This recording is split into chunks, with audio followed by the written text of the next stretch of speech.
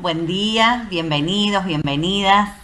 Qué placer empezar este segundo día de nuestro Seminario Internacional de Aprendizaje Servicio número 23. Welcome, it is great to see you again today. I will do my introduction in Spanish first and then in English. Les decía, qué gran alegría empezar nuestro segundo día. Qué bueno volver a verlos. Ayer tuvimos 1079 personas escuchando la apertura del seminario, escuchando a la profesora Tapia, compartiendo estas primeras cuestiones vinculadas al aprendizaje servicio, a la educación, a la solidaridad. Y hoy, en este segundo día, en la mañana de este segundo día, vamos a tener un nuevo panel vinculado a la educación para la solidaridad, su importancia y demás. Después de eso vamos a tener una conversación relajada entre amigos y amigas que vienen trabajando en aprendizaje y servicio. Seguramente los conozcan ya y las conozcan ya, así que va a ser un placer tener una conversación relajada entre todos. Esperamos que muchos de los amigos que estuvieron ayer de Kenia, de Sudáfrica, de Ucrania, de Bosnia y Herzegovina, de Colombia, de Chile, de Uruguay, de México y de tantos otros países, y por supuesto del interior de Argentina, estén hoy con nosotros nuevamente. Seguramente van a empezar a aparecer acá en YouTube. Recuerden que pueden ver por YouTube todas las presentaciones sin ningún problema, y quienes se hayan inscrito han recibido también el link para las sesiones simultáneas que tendremos a la tarde. Que tengamos un gran día, que tengamos un gran seminario y ojalá la pasen súper bien como la venimos pasando nosotros. Welcome to our 23rd International Service Learning Conference. This is day 2. We know that many of you were yesterday in Professor Tapia's presentation and in the opening of the event. We had participants from Ukraine, from Bosnia-Herzegovina, from Romania, from Colombia, Chile, Uruguay, from different parts of Argentina, from Mexico, from Guatemala, Honduras, from lots of countries. It was great to have you all there, and we are really expecting to see what will happen today. We will have two sessions this morning. The first one on educating for solidarity with specialists in that field. It will be surely very interesting. And then in the second part of the morning, we will be having a relaxed conversation with some friends and specialists in service learning. If you registered for the conference, then you should have received the link to the session that you have chosen. So, well, we expect that you will have a great time, that you will enjoy the conference as much as we are doing, and we expect to see you around. Bem-vindos. No puedo hacer la presentación en portugués, pero sepan que que estas sesiones van a estar siendo traducidas al portugués y al inglés, así que busquen el canal que les resulte mejor. Muchas gracias, un placer estar con ustedes nuevamente, que disfruten este segundo día y nos vemos en los pasillos.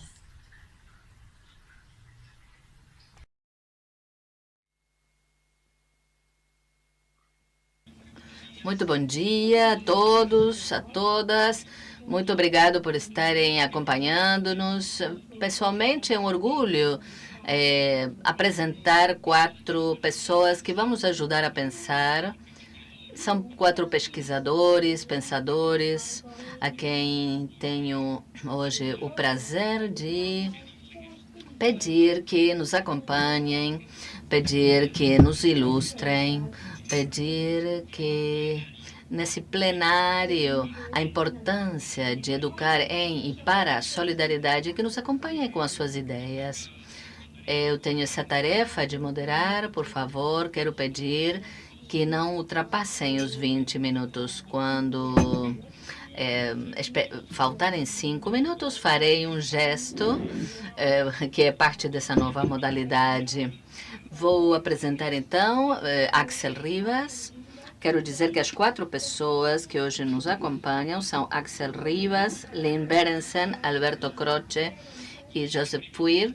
E vou passar a palavra primeiro a Axel Rivas, que é diretor da Escola de Educação da Universidade de São Andrés, que é professor também lá e diretor. É investigador do Centro Aplicado, é presidente do Conselho Nacional de Qualidade da Educação do Ministério da Educação da Argentina. Axel é doutor em Ciências Sociais pela UBA, tem mestrado pela Flaxo também nessa área, fez estudos doutorais na Universidade de Londres, é autor de 12 livros sobre temas de política educacional, América Latina, lições aprendidas em 17 países, quem controla o futuro da educação. Seus artigos mais recentes também o colocam como um pensador em política educacional muito importante e editor para a América do Sul da revista Education Policy Analysis Advice. Então, Axel, com todo prazer, passo a palavra para você e tem seus 20 minutos. Muito obrigado, Sebastião. Grande prazer estar aqui. Obrigado ao CLAES pela organização desse novo Seminário Internacional, Aprendizagem e Serviço, que me dá grande orgulho, sinto muito orgulho por estar aqui.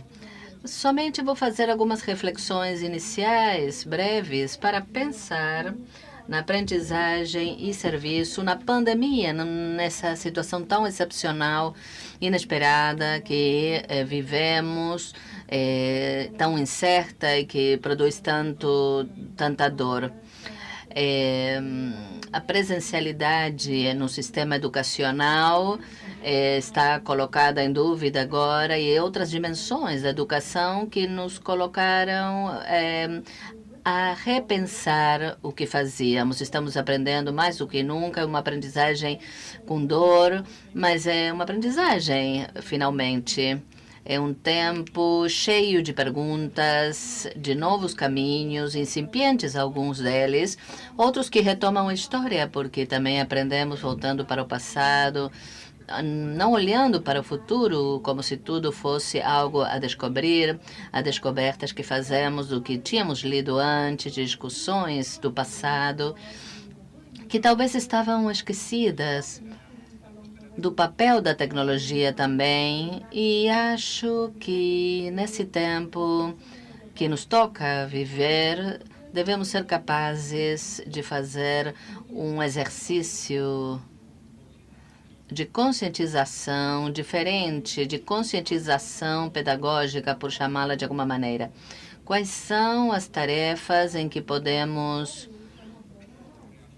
refazer o vínculo pedagógico? Esse é o enorme desafio. Em condições de grande desigualdade, eu mencionava em algum documento que tínhamos escrito, estamos trabalhando muito nesse tema, todos os educadores, as educadoras. Vejo 3 grandes grupos de alunos nesse momento. Um grupo é aquele que está em conexão, mais fluente. É claro que perdeu muito, mas tem uma conexão em sua casa e tem em sua casa algum tipo de recriação do grupo, tipicamente o Zoom, alguma aula que volta a refazer o grupo, com toda a distância que envolve o digital, mas que volta a refazer o grupo. Um segundo grupo, ou turma de alunos, é aquele que não tem essa situação, mas tem algum tipo de conexão e está numa plataforma, por assim dizer, um campus virtual campus ou a plataforma, o que permite algum tipo de acompanhamento, segmento, reconstrói, o conhecimento, que quando a pessoa responde, o docente consiga vê-lo, que possa dar uma devolução, que ela possa ficar inscrita em algum lugar, num lugar, todos os trabalhos entregues, uma certa recriação de uma continuidade, embora seja assincrônica, mas se vê que está inscrito em um lugar, está visível, é um novo sistema educacional que naqueles que ensinam à distância é muito conhecido, porque a ideia de campus virtual e construção do grupo ao longo do tempo já está nesse tipo de modalidade de ensino. O terceiro grupo Com certeza, o mais maciço, infelizmente, o mais maciço é aquele que não tem essas conexões, que tem uma conexão fugaz, transitória, parcial, limitada, e que está recebendo atividades através de diferentes vias. Pode receber atividades por WhatsApp, está mandando por WhatsApp, está recebendo cadernos, brochuras ou assiste à televisão. Então, é bem irregular, não se sabe que devolução tem o docente, quando pode subir, quando pode baixar, é totalmente fragmentado. Acho que esses três grupos estão vivendo três situações dramaticamente diferentes e o maior dever hoje do Estado é conseguir reconectar aqueles que estão fora, os que ficaram às margens, porque se transformou no novo acesso ao acesso à conectividade, é o que permite estar minimamente em relação com os seus docentes, sabendo que todos temos muitas limitações para estabelecer essas conexões. Isso é o primeiro que eu queria fazer como um quadro, porque é super importante reconhecer essas desigualdades drásticas e alargadas de forma exponencial àquelas que já vivíamos, aquelas desigualdades que já vivíamos. E o papel do Estado Central perante essas desigualdades e a partir do papel dos docentes, pensar muito neste tempo que esperemos dure o menos possível, mas sabemos que é longo, que não vai embora daqui a pouco. E acho que precisa, eu chamei num documento, eu me senti obrigado a colocar em palavras o que eu via, dialogava com colegas nas escolas. Eu chamei de pedagogia da exceção. E a ideia disto é que nesse tempo temos que ser capazes de fazer um processo consciente de seleção, usar critérios para seleção. Em primeiro lugar, porque vamos ensinar muito menos. E, em segundo lugar, porque ainda recortando em quantidade, não podemos ensinar da mesma maneira, não podemos traduzir uma aula como vínhamos ensinando, um programa presencial para um outro, virtual de um dia para o outro, ou nessas condições de grande desigualdade. Então, temos que fazer dois processos de tradução, um de recorte curricular e outro de nova transposição didática. Eu chamo assim, transposição didática pandêmica, nos obriga a fazer uma outra volta. Qual a situação em suas casas, na desigualdade das suas casas, vivendo a desigualdade da educação. E a pedagogia da exceção tem vários movimentos, um deles que acho é o central, é um movimento para o desenho didático. Temos que ser capazes de ir para o sentir. Trabalhar muito em que o recorte que fazemos de conteúdo tem que levar-nos para um lugar de tradução onde possamos gerar atividades que tenham sentido, que tenham um percurso, trajeto, apropriação por parte dos alunos, que possam se desfrutar, que possam ser usufruíveis, jogos, narrativas, desafios, o trabalho por projeto, resolução de problemas, que possam se materializar, ou seja, que se possa fazer alguma coisa com isso, e tenham diferentes camadas, que não se possam expressar de uma única forma, mas que possam contemplar aquele que está conectado e o desconectado, que coloquem numa posição de marginalidade aquele que está desconectado. É muito complexo, mas devemos avançar para um lugar que possa colher mais a relação com usufruir, desfrutar e o sentido, e deixando um pouco de lado, porque devemos ser realistas, deixar de lado a dimensão mais disciplinar, a construção do processo de ensino.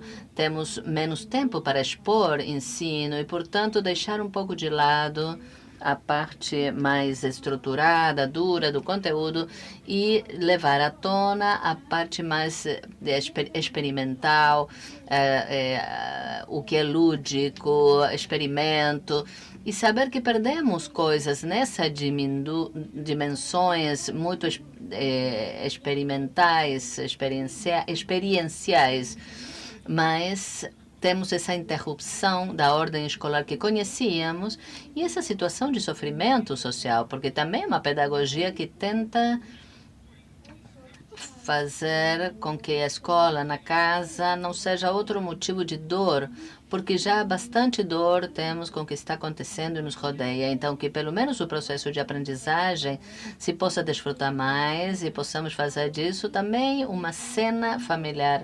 Isso também envolve um movimento para o lar, o ambiente onde acontece a aprendizagem, o movimento de construir uma audiência um pouco mais integrada. Sempre deveria ser assim, porque a escola sempre trabalha com o lar, mas muitas vezes invisibilizou porque é transportado para a escola e o lar fica fora. Mas a escola sempre tem que trabalhar assim. As atividades que se devem propor aos alunos, principalmente aos mais novos, ao ensino fundamental, que eles dialoguem em paralelo com a família, que dê indicações do que tem que fazer, trabalhar com os alunos ou deixá-los sozinhos, se os alunos têm que contar depois o que fizeram, ou fazer uma atividade com o grupo familiar. Ou seja, tentar pensar que agora a audiência é claramente familiarizada e que se deve elaborar junto com isso. E também pensar estratégias, fomentar estratégias de aprendizagem, fomentar o trabalho com os seus pares. E o trabalho metacognitivo é mais importante do que nunca ensinar estratégias de autoaprendizagem, manejo do tempo, como se ordenar, criar um espaço para o trabalho, o que fazer com os dispositivos, com a invasão que se tem dos dispositivos, dar recomendações, porque estão sozinhos ou no grupo familiar. Então, esses são alguns dos movimentos da pedagogia, por exceção, e pensar para esse congresso como passá-lo para a discussão de aprendizagem e serviços. Sempre que se pensa no sentido, no trabalho por projeto, estamos muito mais próximos da aprendizagem de serviço. Aprendizagem pensando o valor social da aprendizagem, a função social da aprendizagem e também a dimensão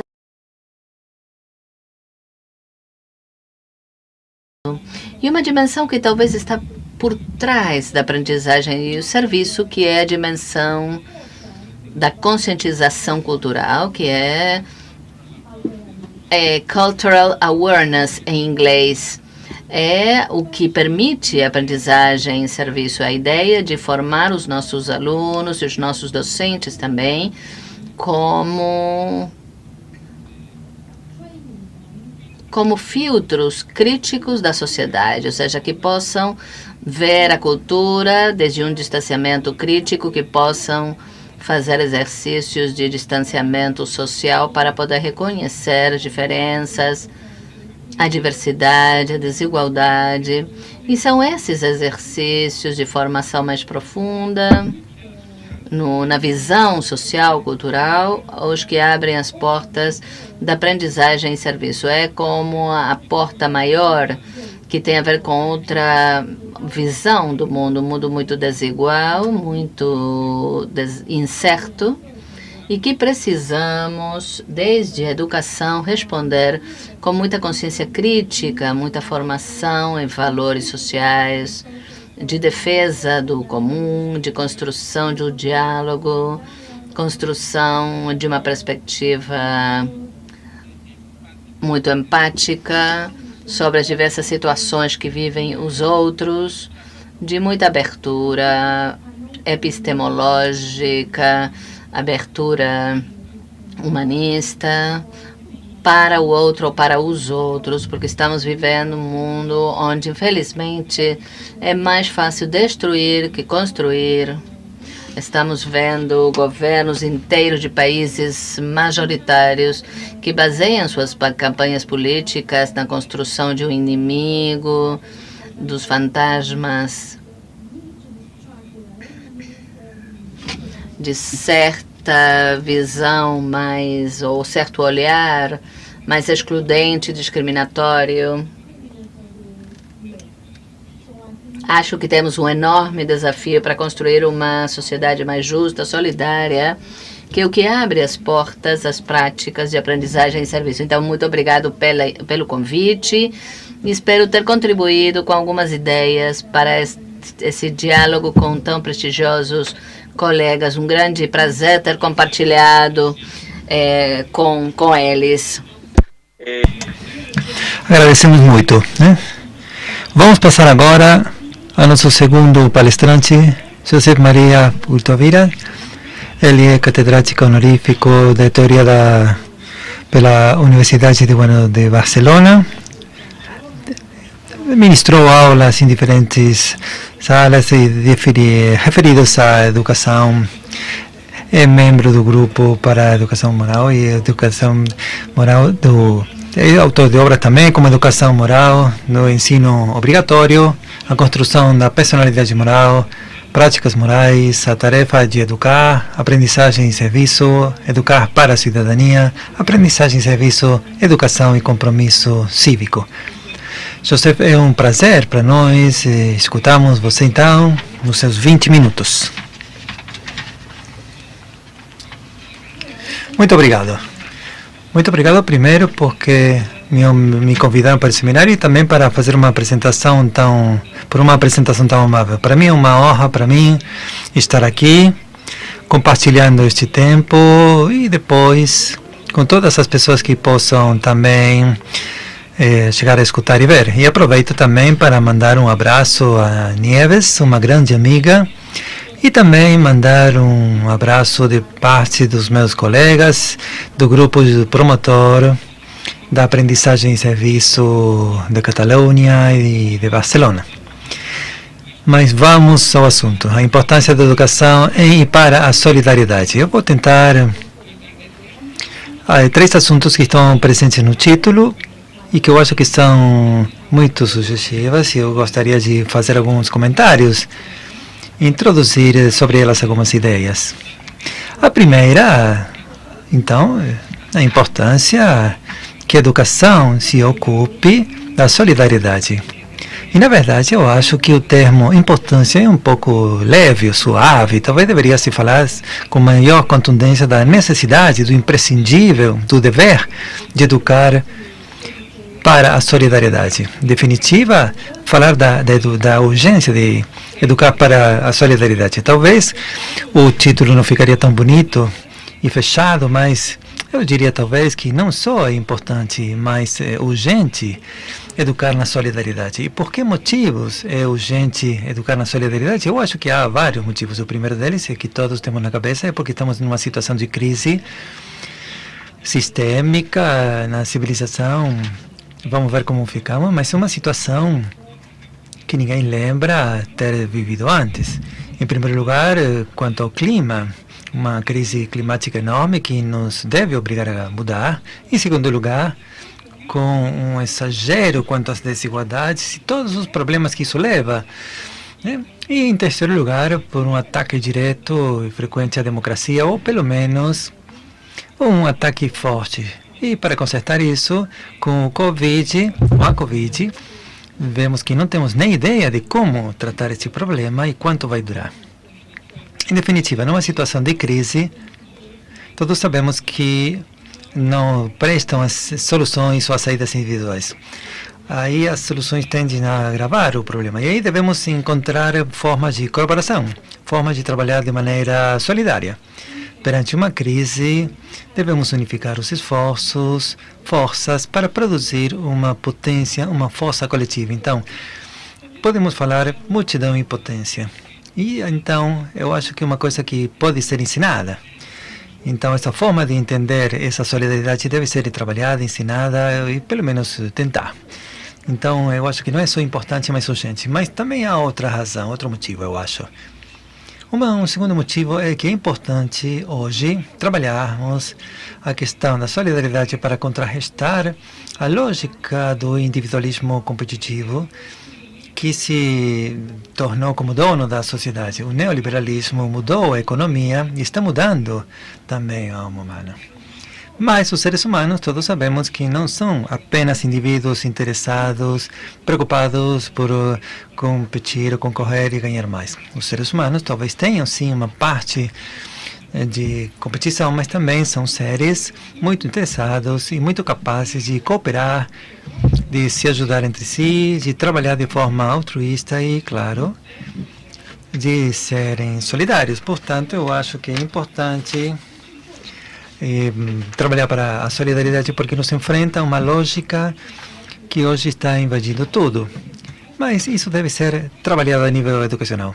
Não é necessário, porque não funciona apenas dizer, mas deve ser feito de alguma forma, porque senão as vontades sem solidariedade se sufocam. Esse é um segundo motivo de porquê não só é importante, mas também urgente, como já disse. E um terceiro motivo é que a solidariedade, do meu ponto de vista, é uma das 4 pontas de uma mesa imaginária, que é a ética.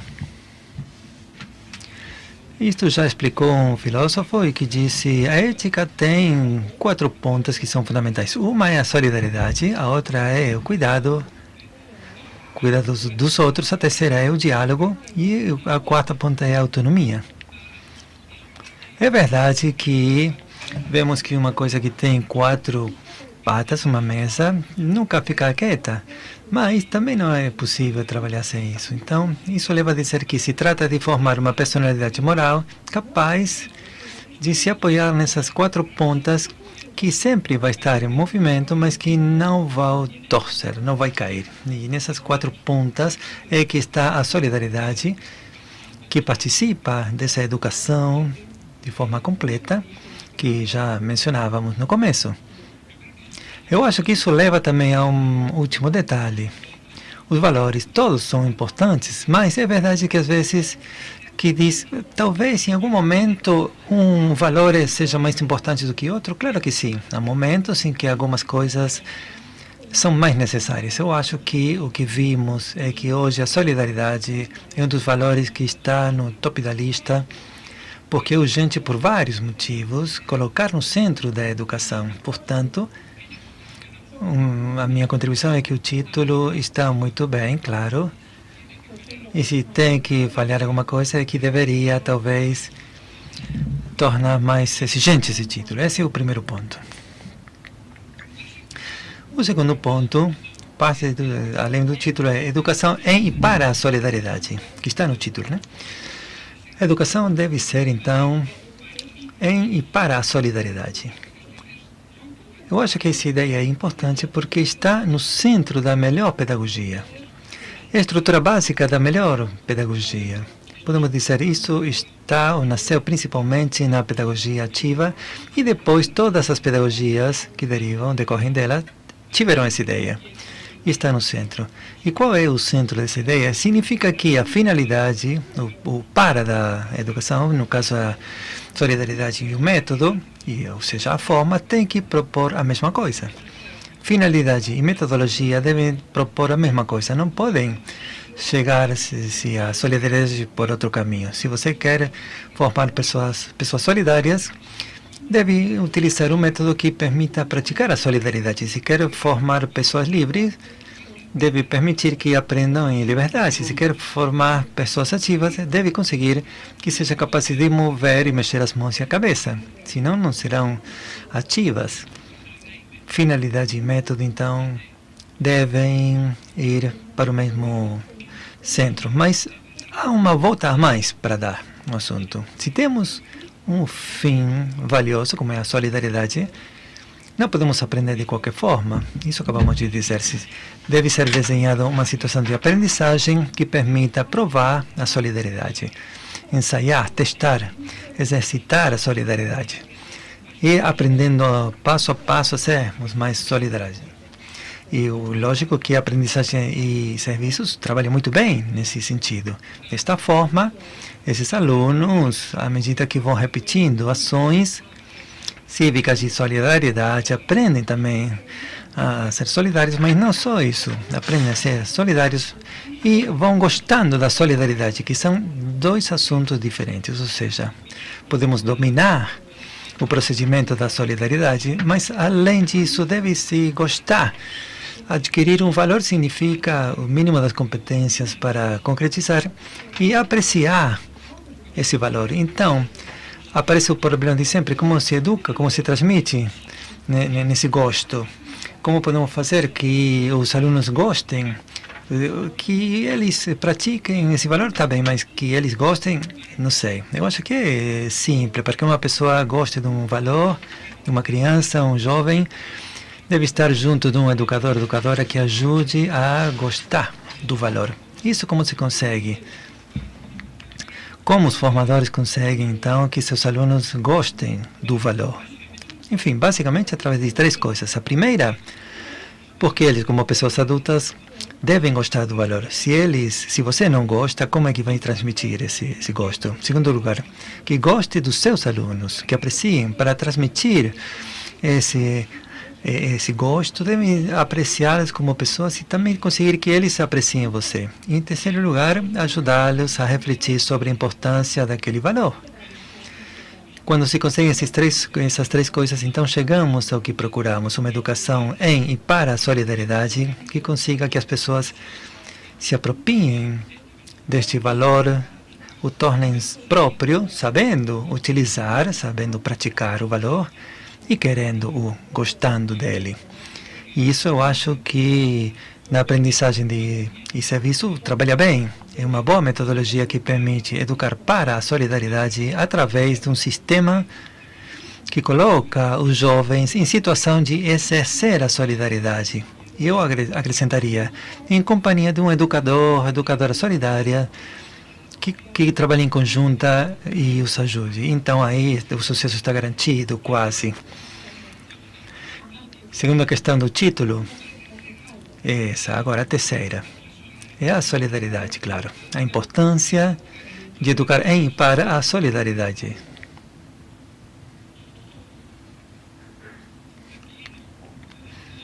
Aqui onde partimos do que já falamos, de que essa solidariedade é importante, claro que é urgente, mas eu acho que há um problema, e é que o valor da solidariedade são utilizados de forma bem diferente, e às vezes vale a pena ver quais não são de maior utilidade, o qual é de maior utilidade para falar em aprendizagem em serviço, que é o ponto que nos reúne.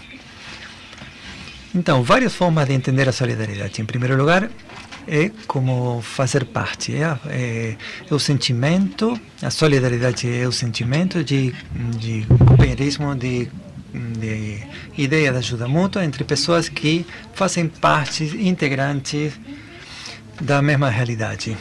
O companheirismo que se cria entre indivíduos que fazem parte de uma mesma realidade, seja a realidade uma nação, um time de futebol, uma empresa, uma religião ou qualquer partido. Mas somos solidários com aqueles que fazem parte da nossa mesma realidade. Isso tem algumas vantagens que são bem claras. Ajuda a um enraigamento muito importante, a se sentir parte, a compartilhar, portanto, um grande poder socializador. Agora, também tem seus problemas. É uma solidariedade que às vezes produz cegueira. Não vemos além das nossas razões e pontos de vista, e é muito difícil ver além das razões e ponto de vista dos outros. Inclusive, às vezes, provoca enfrentamentos célebres de que nós contra eles. Uma coisa que Sénèque, no último livro Juntos, explicou constantemente. A solidariedade como nós contra eles.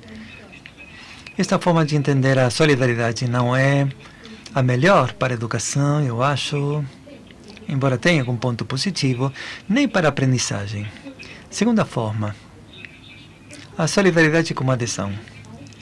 Como adesão é diferente. Aqui vemos que a manifestar apoio público a uma causa, uma ideia que outras pessoas estão defendendo. Manifestar apoio a uma ideia que outros defendem. Esta manifestação de apoio normalmente está motivada porque pensamos a mesma coisa, ou porque existe alguma coincidência de opinião, porque a causa achamos que merece a pena. Esta ideia de solidariedade tem uma parte muito positiva. no seu combate contra o silêncio, um combate contra a solidão, contra também ou a favor das pessoas que lutam por causas justas, sem dúvida. Também tem seus problemas e ultimamente aumentaram. Muitas oportunidades ou ideias para assinar em conformidade a um memorando, manifestos, e depois não aconteceu nada. Com esses abaixo-assinados, só repetir 1000 vezes, repetindo as opiniões críticas que não fazem nada, não mexem em nada. Samuel Stengers, no momento, diz: a irracionalidade não teme a crítica. Devemos ir além da crítica porque a irracionalidade não tem. Então, nesse sentido, trabalharia assim. Na última, seria trabalhar desde o sofá ou do conforto, né? Isso insensibiliza e adormece de forma evidente. Então, a solidariedade como adesão tem seu momento, claro, e é evitar um pouco o silêncio e o esquecimento. Terceira ideia de solidariedade, a solidariedade como socorros, como ajuda. Indica que ajuda específica a grupos ou pessoas para mitigar uma situação de dificuldade, às vezes de dificuldade grave, claro, uma ajuda pontual para tratar um problema, geralmente motivada essa solidariedade por uma grande e forte e clara empatia, ou sentimento de empatia. Auxiliar aqueles que precisam é um dever humanitário que não admite qualquer discussão, ou seja, tem uma vertente claramente positiva, sem nenhuma dúvida. Também é verdade que às vezes essas ajudas ocasionais não solucionam o problema. E o pior seria, não seria que não solucionem, que às vezes pioram e às vezes humilham o receptor. E com frequência tranquilizam sem motivo aquele que dá, que outorga. Então, essa ideia de solidariedade como ajuda tem seus momentos, mas suas contras também. Na educação utilizamos, e na aprendizagem de serviço estava próximo porque não acontece nada. Então, de qualquer jeito, a proposta que eu queria fazer era propor que para aprendizagem e serviço, e em definitiva para a educação, talvez entre melhor a ideia de solidariedade como ação conjunta, como ação comum. O que queremos falar com isso, ou dizer? A solidariedade como ação comum se refere à participação com uma alta implicância e compromisso, com o máximo compromisso e consequência possível no processo social para melhorar as condições de vida de uma comunidade. Ou seja, o compromisso, a participação na mudança da sociedade. E, em definitiva, é isso. Não é de grande novidade, mas é importante entender que a ideia de solidariedade nós deveríamos ver como um exercício de participação comprometido para tentar melhorar a situação. Esse exercício, o processo, tem momentos e devemos analisar com maior detalhe, calma. Mas a primeira parte é um processo desse estilo, exige converter um problema, uma dificuldade, num desafio coletivo. Fazer de uma dificuldade que encontramos um desafio. E um desafio é uma coisa que tentamos vencer. E que tentamos vencer, então, significa que começa um processo de agrupar, de criar um grupo e de ativar as capacidades conjuntas do grupo, formalmente de liderar e trabalhar de forma conjunta. Portanto, primeiro, desafio coletivo. Segundo, construir uma equipe e capacitá-la no uso das capacidades conjuntas. Trabalho, diálogo é fundamental. Terceiro lugar, desenhar um projeto. Projeto que não é uma ação, é um projeto. Por quê? Porque normalmente mudar alguma coisa, uma pequena, talvez, significa ativar uma ação ao longo prazo que supõe talvez misturar conhecimentos, técnicas, valores e, finalmente, os resultados da realização desse projeto é uma coisa que se dá à comunidade. Aqui não há contraprestação nem nada. Isso é o que gostaria de entender como ação comum. A solidariedade como ação comum. O que acontece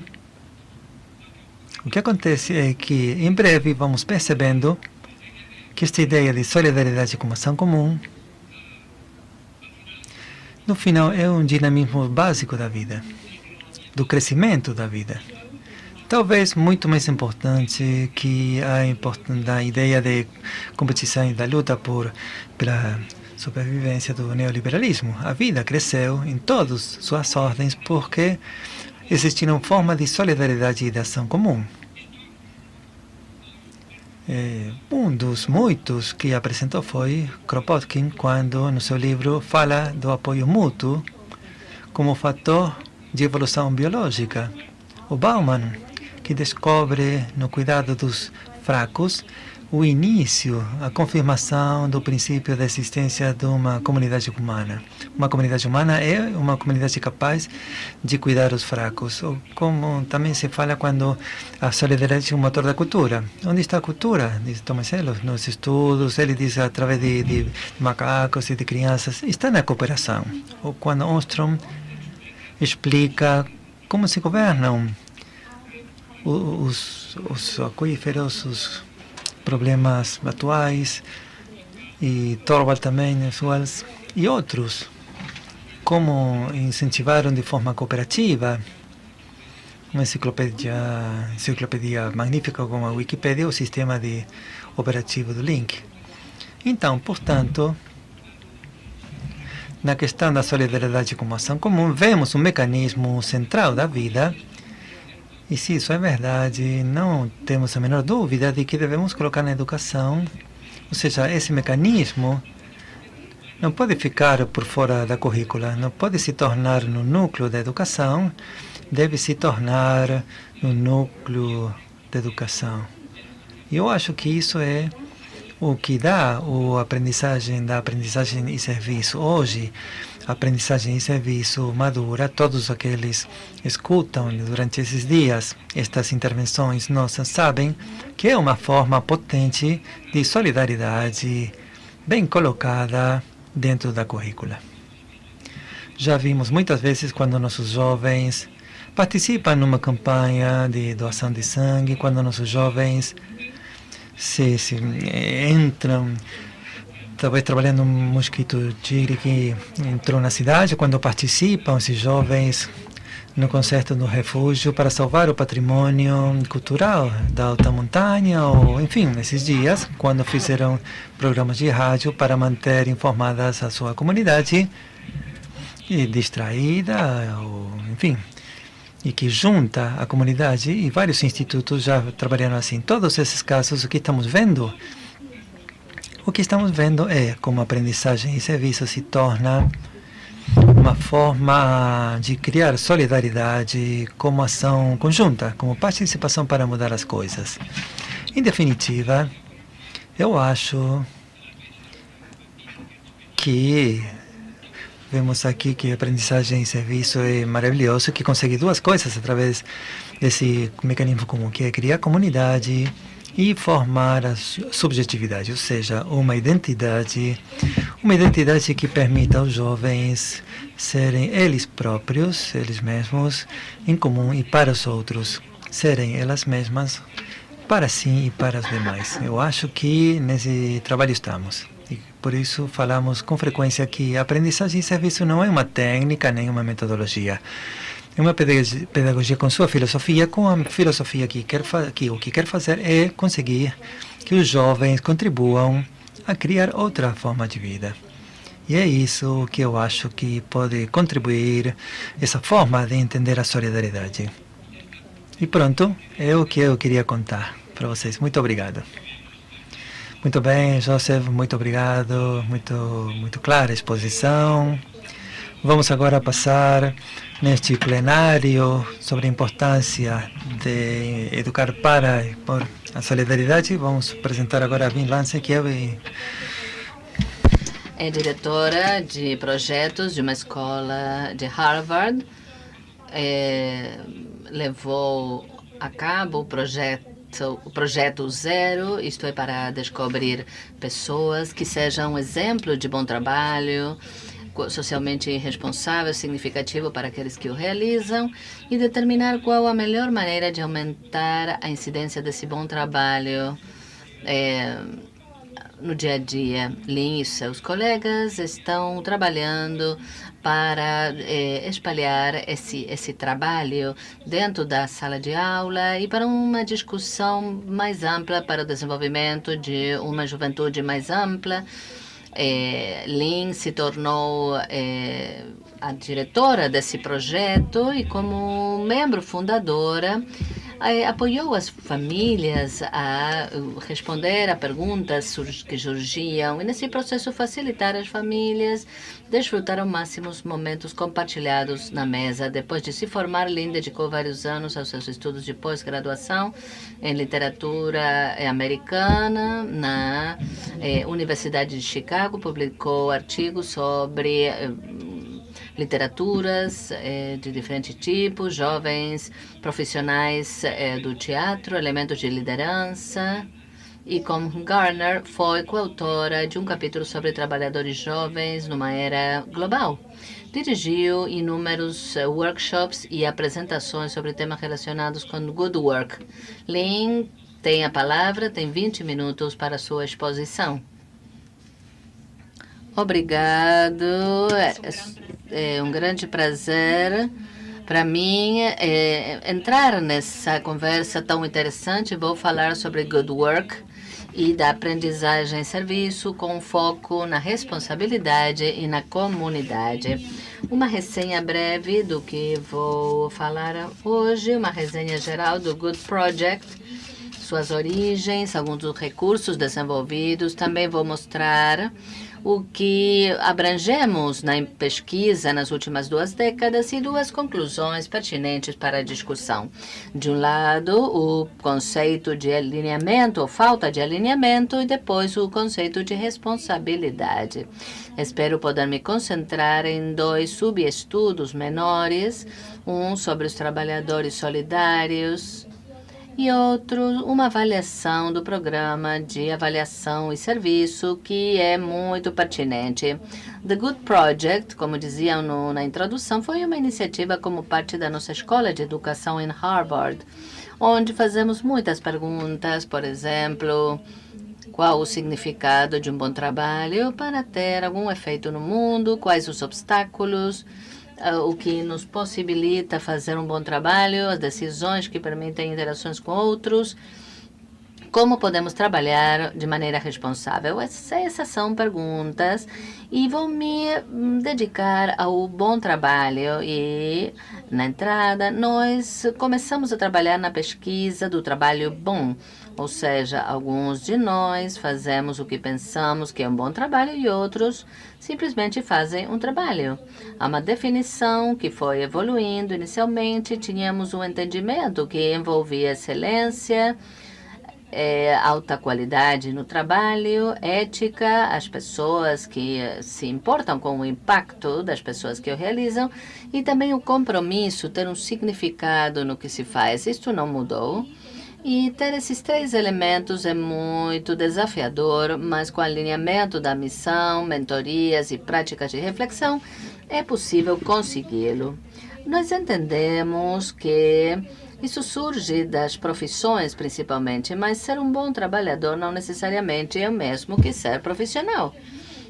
Muitas das profissões tradicionais no direito, medicina, por exemplo, aqueles que têm títulos universitários não são necessariamente bons trabalhadores. E outras que não foram à universidade podem ser bons trabalhadores exemplares. Então, isto não se associa com as profissões. The Good Project visa a essas 3 palavras: compromisso, ética e excelência, para desenvolver bons cidadãos que sejam bons trabalhadores e contribuam para o bem-estar da sociedade. Nós ajudamos outras pessoas a refletirem sobre as complexidades surgidas diariamente, damos ferramentas para que desenvolvam decisões melhor pensadas. Esse projeto começou em 95 como uma pesquisa de como os profissionais fazem um bom trabalho, uma boa prática. Tínhamos 3 pesquisadores principais: Howard Gardner, conhecido como múltiplas inteligências, Mahay, e Bill Damon, que tinha a ver com o trabalho no desenvolvimento e no propósito. Mais recentemente, esses 3 pesquisadores psicólogos iniciaram esse estudo que foi se espalhando e ampliando até a atualidade.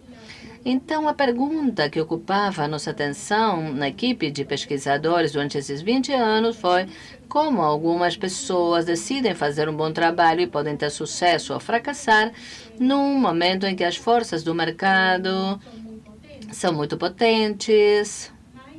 Há alguma força que contrarreste isso? E o que pode alterar essa sociedade que está realmente conectada, impulsionada pela tecnologia? Essas são perguntas que nós fomos colocando desde 95, mas continuam sendo relevantes. Essa pergunta inspirou a nossa investigação e assim desenvolvemos a nossa teoria do bom trabalho. Como realizamos nosso estudo? Uma combinação de pesquisa quantitativa e qualitativa. Do lado qualitativo, tivemos entrevistas extensas com mais de 1.000 profissionais em diferentes campos: genética, medicina, negócios, educação, filantropia, economia. E também entrevistamos trabalhadores que recém começavam a carreira e outros que já estavam numa etapa intermediária e outras quase para se reformar. Também falamos com alunos jovens de 15 anos e outra corte de 16 a 18 anos. Esses alunos estão muito comprometidos com algumas atividades em particular, então podiam se dirigir mais a uma certa profissão. Alguns queriam ser jornalistas ou músicos, que é outro dos campos pesquisados. As entrevistas eram de 2 horas, perguntávamos pelas suas crenças, valores, objetivos, mentores e outras influências importantes em sua vida. Esse estudo qualitativo foi apoiado pela quantitativa, com uma atividade de classificação de valor. Pedíamos que classificassem em ordem de importância 20 valores em diferentes idades, profissões, diferentes momentos da profissão, os valores honestidade, integridade e a retribuição e as relações foram os primeiros, os que ocuparam os primeiros lugares. Foram usados diferentes trabalhos de pesquisa, instrumentos que permitiam às pessoas ver como decidiam em situações estressantes. Havia discussão, reflexão. Isso deveria ajudar a ter uma melhor visão do futuro. A primeira tem a ver com o conceito de alinhamento ou desalinhamento como conclusão. Descobrimos com o tempo que aqueles que trabalham de maneira alinhada veem que todas as partes interessadas têm objetivos em comum. Isso facilita o bom trabalho. Os trabalhos em lugares onde há mal-estar ou falta de alinhamento, há mais complicações. Por exemplo, no jornalismo, quem são as partes interessadas? Os jornalistas em si mesmos, os consumidores de notícias, aqueles que procuram a notícia, e também os acionistas, empresários, editores. Há muitas pessoas que são parte interessada no jornalismo. Todos querem o mesmo? A maior parte não. Quando nós fizemos nosso estudo em jornalismo, em 95, havia falta de alinhamento. E nos Estados Unidos, e acho que em todas as partes do mundo, podemos dizer que o jornalismo tem isto. A falta de alinhamento não implica que se possa fazer um bom trabalho. Que não se possa fazer um bom trabalho. Isto pode dar momento de grande criatividade. A falta de alinhamento, a descolocação, em alguns casos, a revolução, em casos extremos, são termos que têm a ver com toda a revolta, a bagunça que se produz e que desemboca na criatividade. É claro que estamos numa época em que trabalhadores de todo tipo, empregados administrativos, funcionários, os que foram para a escola e os que não, se veem afetados porque a pandemia muda tudo. Mas antes da Covid-19, víamos os avanços da inteligência artificial, mudanças drásticas no clima, uma população que envelhecia e controvérsia com relação à imigração. Isso afetava todas as áreas de trabalho. Então, o que estamos fazendo nesse momento de irrupção?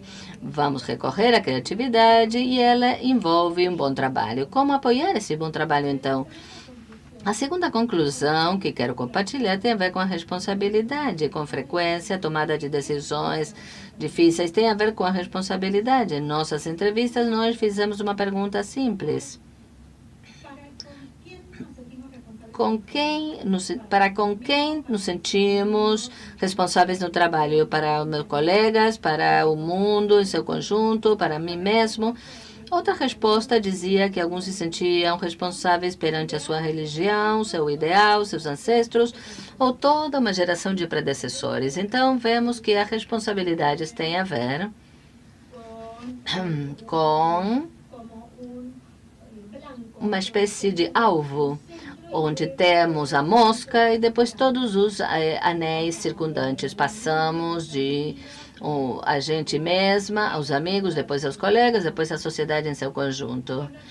Com os entrevistados, tivemos alunos e muitos falavam desses primeiros 2 anéis de responsabilidade. A responsabilidade para com a gente própria e para com os amigos e família. É importante pensar nesses 2 anéis internos, onde a responsabilidade está dirigida para si próprio e para outros. Isso não envolve ou não implica que sejam egoístas, mas que o indivíduo conceitualiza esses princípios e essas crenças em relação à identidade.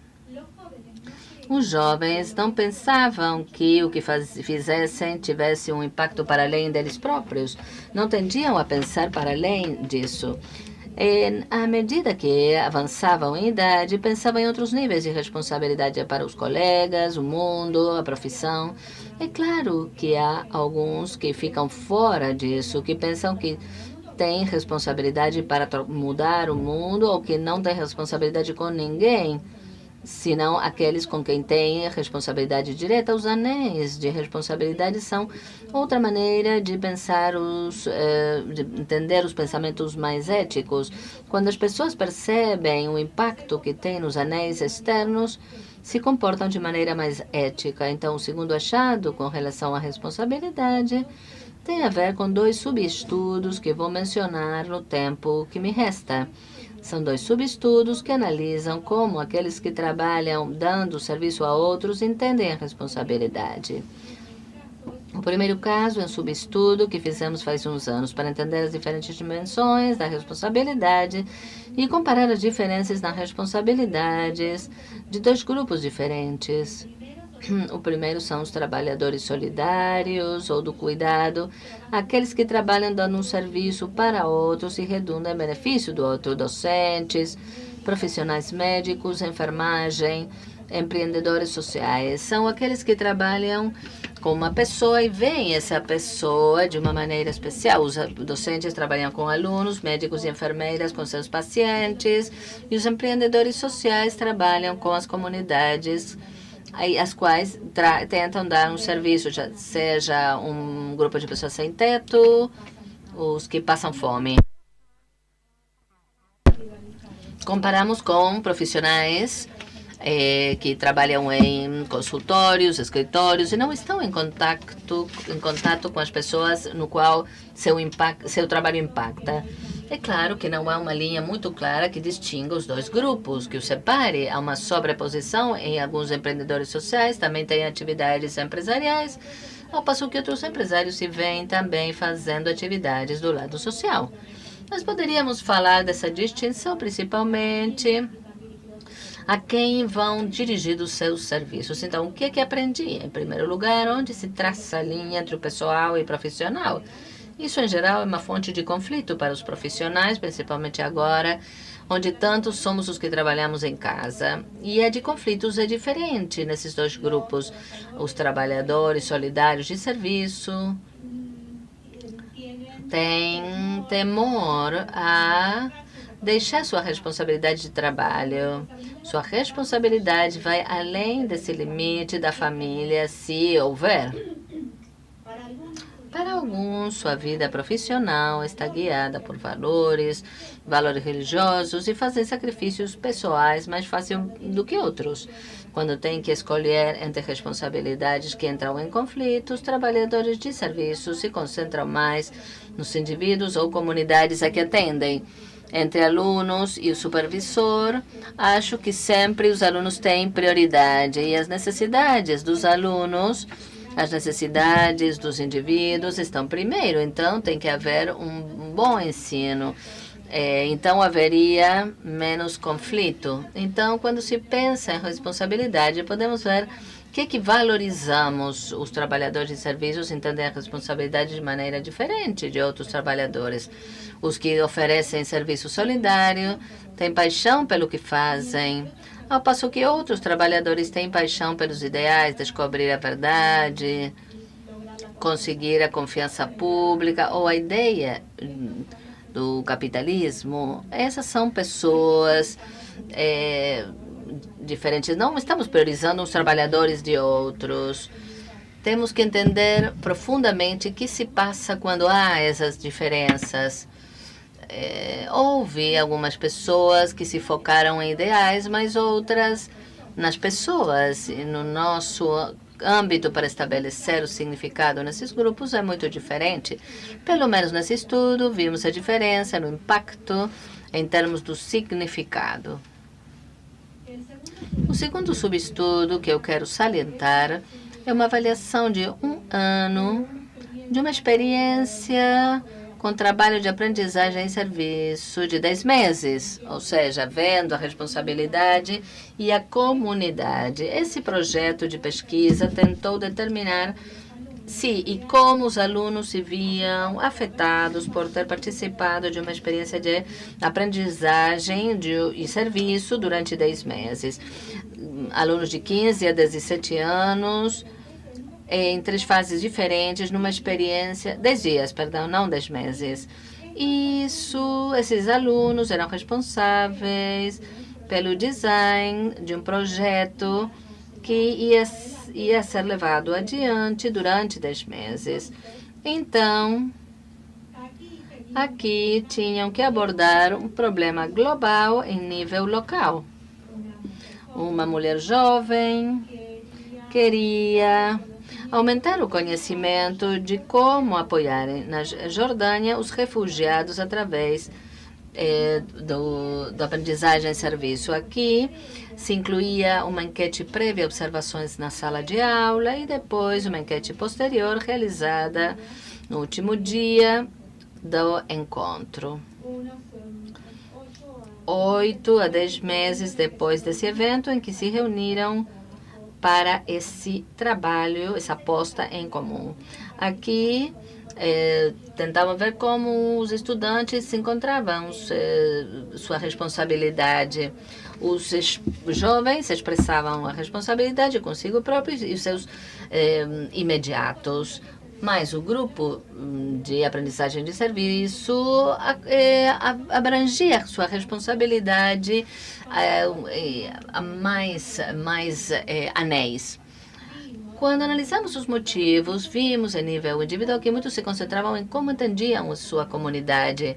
As comunidades, os participantes tinham bem claro como podiam gerar comunidade a partir dessa relação. Essa foi a parte de mais valor da experiência. Esses 28 participantes vinham de 15 países diferentes, todos falavam 2 línguas e alguns 3. Aprenderam diferentes alternativas, o que ignoravam. Isso abriu muito a mente deles. Os participantes informaram que nas salas de aula podiam compartilhar as responsabilidades que talvez não tinham em sua casa. E, através desse trabalho, tinham um sentido de pertença que se somava ao seu sentido ou propósito. E esse propósito era compartilhado e ajudava a comunidade. Também esses participantes disseram que tinham uma responsabilidade para as novas comunidades que tinham identificado, não só consigo próprios, também pensavam em que podiam levar para suas comunidades o que tinham aprendido. Antes dessa reunião cúpula, tinham uma aprendizagem baixa, mas depois dessa experiência, um percentual mais alto assegurou que tinha essa responsabilidade. Aqui temos amostras pequenas, mas os resultados são contundentes. Em primeiro lugar, como pensamos na responsabilidade conectado com os que nós valorizamos no trabalho. Em outras palavras, isto se foca nas gerações. Em segundo lugar, os que participaram no serviço aprendizagem e serviço através dessa experiência expressaram um sentido de comunidade mais profundo relacionado com a ideia da participação e compromissos, porque encontraram significado no que faziam. Participavam porque sentiam que havia algo para além deles. E, em terceiro lugar, com esse sentido de comunidade, vem de mãos dadas um sentido de maior responsabilidade também pelas comunidades das quais se sentiam parte e da comunidade deles próprios. Agradeço a oportunidade e a todos os colegas. Obrigada. Muito obrigado por compartilhar conosco. Agora é o turno de Alberto Croce. Alberto é um amigo da casa, um histórico já dos nossos seminários. Educador popular, como ele gosta de ser chamado, diretor executivo da educação da instituição Vox, membro do Conselho Internacional do Fórum Mundial de Educação e atualmente faz parte do organismo de educação do nosso país, da Argentina. Alberto é um incansável trabalhador que impulsiona projetos comunitários, então vai ser um prazer para nós te escutar. Tem 20 minutos.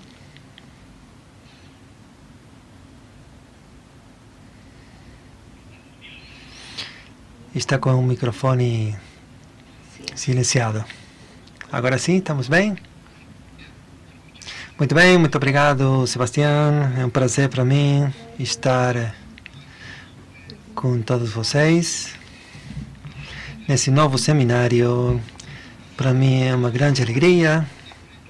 E sempre que eu tenho a oportunidade de participar de qualquer lugar que for, de um painel, de uma apresentação, de participar como qualquer outro, escutando as experiências tão enriquecedoras que eu sempre conheci nos seminários.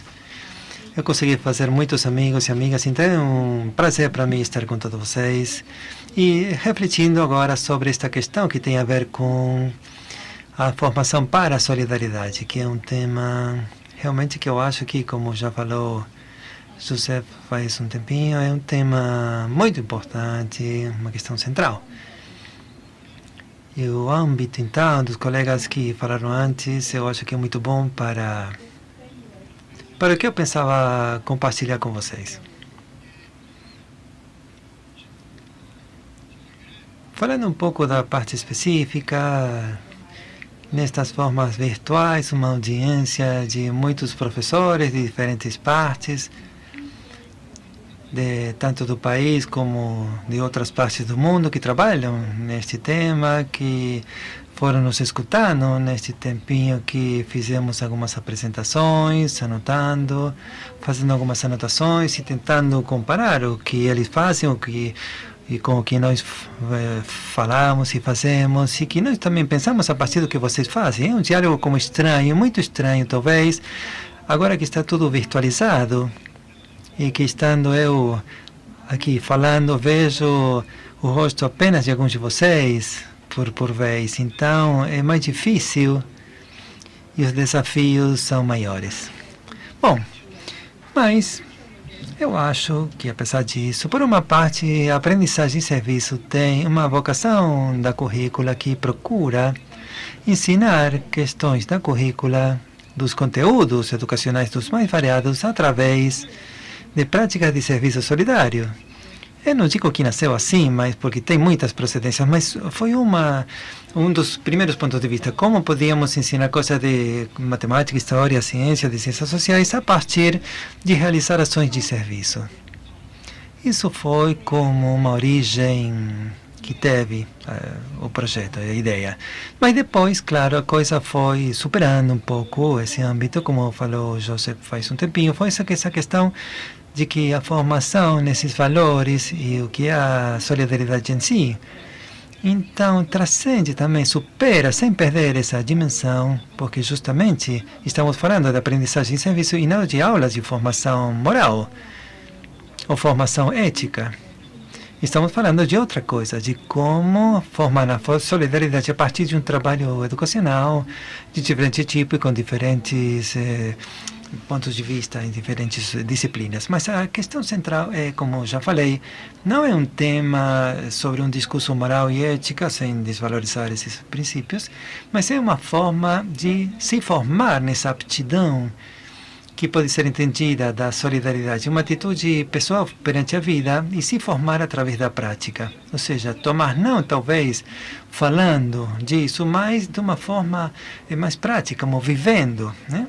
A escola gera situações que permitem que a solidariedade possa ser vivida. E aqui eu quero lembrar uma coisa que eu sempre digo quando falo desse assunto, e eu peço desculpa para aqueles que já me escutaram. Uma das raízes da solidariedade é o Solidum. O Solidum era o garante, aquele que respondia com seus próprios bens, como hoje, um fiador garante, respondia para que o outro acontecia com o outro. É o que solucionava o problema dos outros, é quem assumia a responsabilidade pelo outro. Então, a ideia da solidariedade não está vinculada à questão da compaixão. É muito mais forte porque estamos mais envolvidos, mais comprometidos. Então, solidário não é uma coisa, é alguém que assume de fora. É uma coisa que a pessoa assume quando perante o problema que tem o outro. Então, esta questão nos coloca numa situação de que nesse outro do qual nós assumimos o problema, é por uma parte uma pessoa, um ser humano, alguém como nós, mas também é um grupo, é uma comunidade. E neste momento também nós, especialmente, eu diria, a partir da América Latina, de alguns outros lugares, estamos vendo como uma sintonia com o planeta em si, com a casa comum, com a casa de todos, diria o Papa Francisco agora. Esta ideia de uma casa coletiva, desta grande economia no sentido mais profundo, desta ecologia no sentido da casa comum. E essa sintonia nos torna solidários nesse sentido, como também um sentido lógico, que nos coloca a todos nesse mesmo lugar.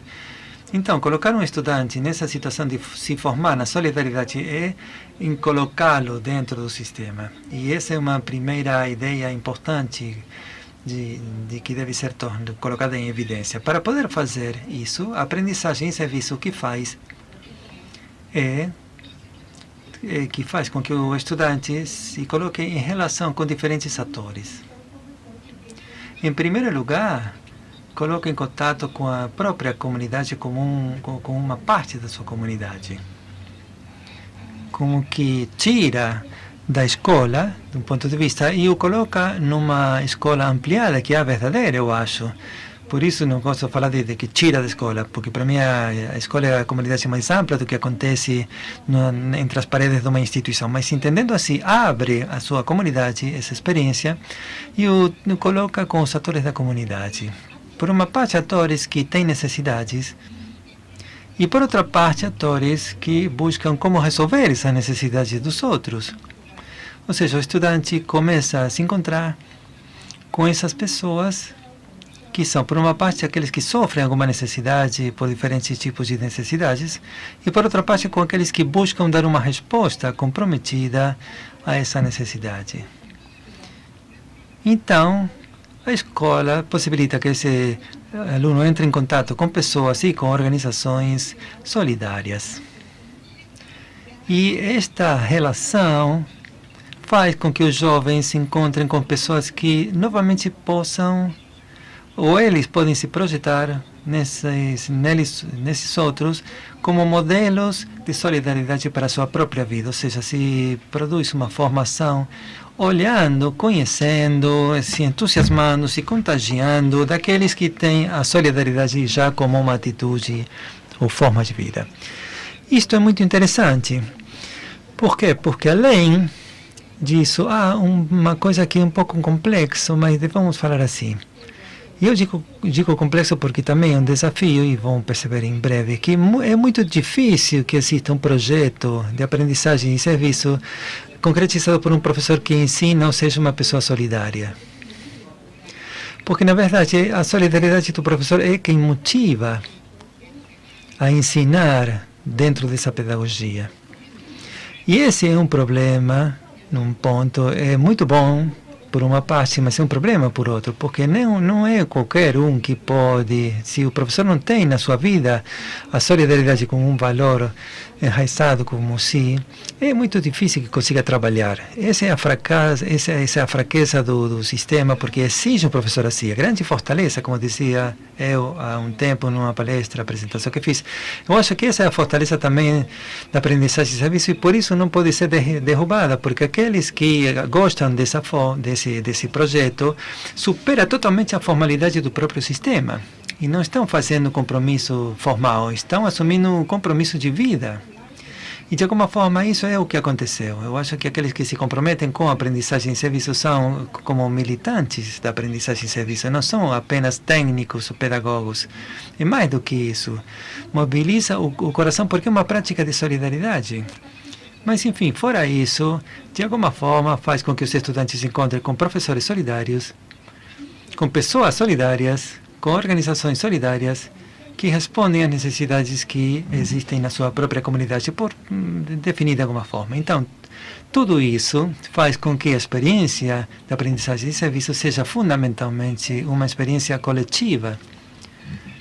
E nessa experiência coletiva, além disso, uma das coisas que aprendem os estudantes é que existem diferentes formas de dar respostas às necessidades dos outros, que não há uma resposta única, que a solidariedade não é apenas uma receita que significa que todos os problemas são resolvidos dessa forma, porque essa é a resposta. Não funciona assim. Perante uma necessidade vão existir diferentes respostas, distintas questões que cada uma vai dar e que ajudam também a se formar nessa outra grande virtude que é o respeito à diversidade. Mas também a exigência para encontrar qual é a minha própria identidade quanto à solidariedade. Qual é a minha forma de ser solidário? Que essa é uma resposta de cada um, que dá cada um na sua própria vida, como assume a sua própria vida dentro do ponto de vista da solidariedade. E essa diversidade que apresenta a ideia nos abre a este tipo de situações que de alguma forma são vocacionais, no sentido vital, não no sentido de trabalho, de responsabilidade. Tem a ver com como cada um trabalha a sua própria vida para onde quer caminhar. Cada aluno, cada estudante, então, decide esse tema a partir dessas experiências que essa metodologia apresenta, ou vai lhe apresentar. Por outra parte, como segunda parte da apresentação, conforme o meu cronômetro tem 8 minutos, eu tenho aqui um microfone, um relógio aqui para ver quanto tempo.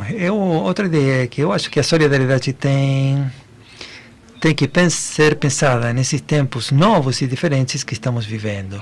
Porque é uma atitude situada, a solidariedade não é uma questão que vai para qualquer situação, em qualquer momento. Então, aparecem algumas perguntas que eu acho que são importantes, que devemos fazer.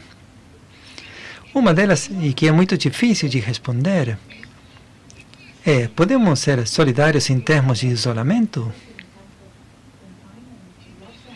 E não é uma pergunta teórica, porque o problema que temos é que existe como uma situação vital que está sentindo muita gente, de que há uma relação entre o contato físico e a solidariedade.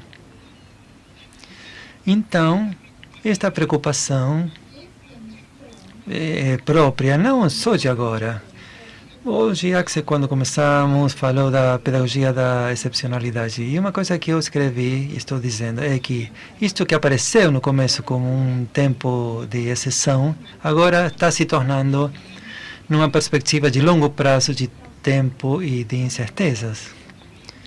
Luís também falou na sua apresentação, estamos perante um tempo de incertezas. E nesse tempo temos que buscar a forma de colocar na prática, tanto do ponto de vista individual, também da organização e também do estatal, a solidariedade. E aí nós vemos que sem essa solidariedade não teria sido possível responder a tudo que aconteceu e que estamos vivendo agora. Nós, no nosso país, Joseph Lin, para contar, hoje há milhares de comedores comunitários nos bairros, de pessoas que dão de comer, porque há muitos que não têm o que comer perante a crise que está se vivendo. Estamos chegando a uma situação de que a maioria da população argentina está caindo em uma situação de pobreza grave, que está sendo freada por uma política social solidária, que está significando que há pessoas que estão recebendo recursos de forma majoritária. Quase 9 milhões de pessoas estão recebendo dinheiro para poder comer. E essa é uma questão de solidariedade estrutural. Eu chamaria dessa forma. Então, nessa questão, eu acho que é chave fundamental que pensemos, e já falou o Puig, como formamos dentro dessa solidariedade que sustenta essa comunidade agora, porque está sustentando a sociedade esse sentimento de solidariedade. Então, se torna urgente, e eu também aceito o que falou o Puig, não é uma questão que é uma opção para o sistema educacional, e muito menos ainda para alguns de nós. E a escola, hoje em dia, colocou como eixo de que devemos construir, sustentar e cuidar o vínculo. E alguns falam também do vínculo pedagógico. E o vínculo é uma questão muito vinculada à questão da solidariedade, ligada a essa questão. Então, neste momento, o que está em jogo é essa tensão entre se somos solidários ou respondemos a interesses individuais. Interesses individuais que querem salvar alguns e esquecem outros. E essa é a tensão que estamos vivendo, e que a aprendizagem em serviço não pode ser alheio nesse tempo a essa tensão, porque estamos formando para sermos solidários e não para sermos individualistas. Então, eu quero terminar. Sebastião já termina. Eu quero lembrar, então, como não podemos, se não queremos ser neutros, vão me perdoar. Não, perdão, vão se alegrar comigo de relembrar hoje, quando eu termino minha apresentação, o grande Padre Julio Cini, que acabou de partir. E eu quero lembrar este padre correntino, trabalhador incansável, poeta e comprometido, lendo uns versos dele, que dizia uma coisa que, quando eu era adolescente, escutava na escola, quando eu fazia aprendizagem de serviço do lado dos estudantes, estes versos que nos inspiravam a Nieves, a mim também, que conheço já daquela época. E o grande Julián dizia numa canção isto: que triste deve ser chegar a velho com a alma e as mãos sem gastar. Que triste integridade é aquele da pele que nunca se jogou pelos outros. Que triste deve ser ter de tudo se há tantos que se vendem por um pão. Que triste solidão de qualquer forma, aquela que nasce da desigualdade. Por isso estou aqui cantando, por isso estou aqui sonhando. Eu acho que por isso e por tudo isso estamos todos nós aqui, hoje aqui. Um abraço grande para todos e todas. Obrigado. Bem, Alberto, certamente haverá centenas de mãos batendo palmas para os 4, porque realmente falaram sobre a importância de educar e a solidariedade. E eu escutava vocês e pensava qual o lugar das instituições ou a educação diante dessa crise planetária e nesses tempos de incerteza, como dizia Alberto. Certamente os que estamos escutando, todos vocês, e ficamos pensando, trabalhamos por formar valores que vão levar as nossas gerações jovens a modificar o mundo, transformá-lo para ser mais solidário. A aprendizagem e serviço solidário é uma oportunidade para recuperar a nossa vocação de transformação social para ter um mundo mais solidário. Agradeço muito, em verdade, foi um orgulho e uma honra estar acompanhando a todos vocês. Muito obrigado por esse encontro. Obrigado, até logo.